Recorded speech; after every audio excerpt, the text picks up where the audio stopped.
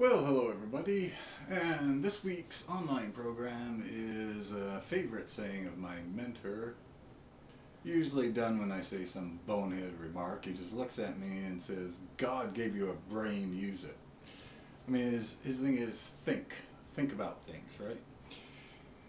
And I always think that's a good thing in recovery as well. I mean, you hear all sorts of stuff in this field. Everything from, oh, you got to go to 90 meetings in 90 days. Or I just got one from an alumnus who emailed today who said, you know, I'm going to these meetings and people are telling me like I'm my own worst person. So, or the way they phrased it is that when you're by yourself, you're in bad company.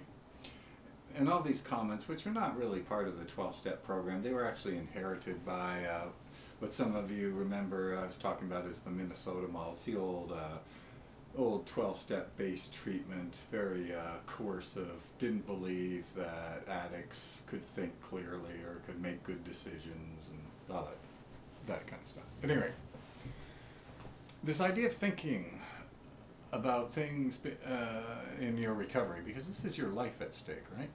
And what you have to do is stuff that fits for you, and not necessarily because, you know, someone came up to you and said, well, you know, you got to do 90 meetings in 90 days. Well, that may not fit for you.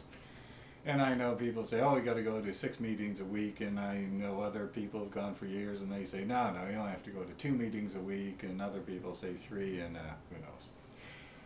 But the principle behind all this, I think you should know about, is that, and one of the geniuses of the 12-step program, is that they're actually pretty vague, and because of that, they force you to find your own individual way through the steps.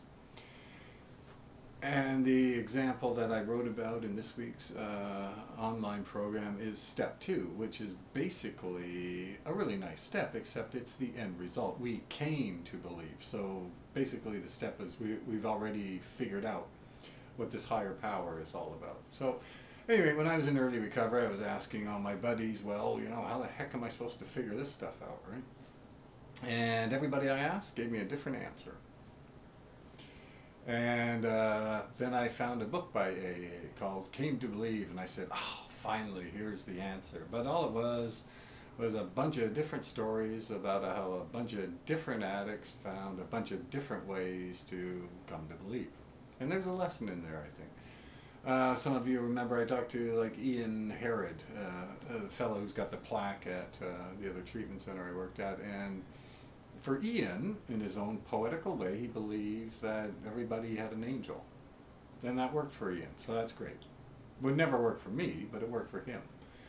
And if you talk to enough people in recovery, you find that they all have their own unique ways of doing things and own unique perspectives on things. So anyway, this week's alumni program is on the concept of think about things. Don't just accept them blindly because some counselor told you or some guy with, 10 years of clean time told you that. They can offer you suggestions. They can't offer you the real, the one thing that's going to work for you. That's your job in recovery. Anyway, if you're interested, fill out the online program, and we'll talk to you next week.